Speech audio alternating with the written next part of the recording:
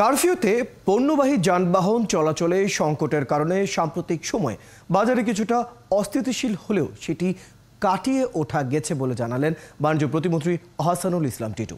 বাজারে নজরদারি চলছে বলেও জানান তিনি।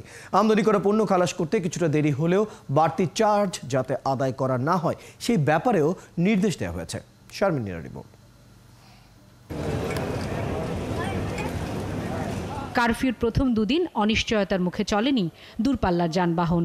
এতে রাজধানী সহ সারা দেশের খাদ্যপণ্যের সরবরাহ বাধাগ্রস্ত হয়েছে। ফলে কাঁচামরিচ সহ কাঁচা পণ্যের দাম চলে যায় মানুষের সাধ্যের বাইরে।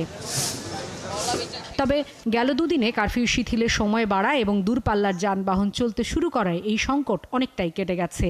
বাণিজ্য প্রতিমন্ত্রী একাত্তরকে বলেন, এই সুযোগে কিছু ব্যবসায়ী অতি মুনাফার চেষ্টা করলেও পণ্যের সরবরাহ বাড়িয়ে সেটি নিয়ন্ত্রণে আনা গেছে। কোনোভাবেই জানি পণ্যের সরবরাহটা প্রতিবন্ধকতা না হয়। এইরকম একটা উদ্ভূত পরিস্থিতিতে মানে দুই একদিন ইন্টারাপশন হতেই পারে, মানে এটা কোনো না। আর এইটুক তো আমাদেরকে মেনে নিতেই হবে। কিন্তু বড় রকম কোনো ক্রাইসিস কিন্তু বা ওই যে কেউ যে ম্যানিপুলেট করা এই চেষ্টাটা কিন্তু আমি কোথাওই দেখি নাই আর কি।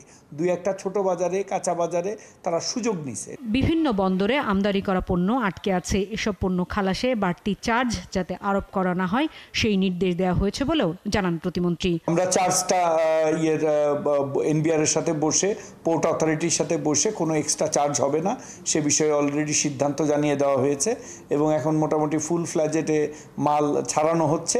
এগেইন ট্রান্সপোর্টে আমাদের ট্রাকের স্বল্পতা আছে, সেটাও আমরা উত্তরণ করার চেষ্টা করতেছি। প্রশ্নের জবাবে প্রতিমন্ত্রী বলেন, দ্রুতই এই পরিস্থিতি কেটে যাবে এবং সর্বোচ্চ কম সময়ের মধ্যেই আমরা প্রত্যাশা করি যে এই অবস্থা স্বাভাবিক হবে। শারমিন নীরা, একাত্তর, ঢাকা।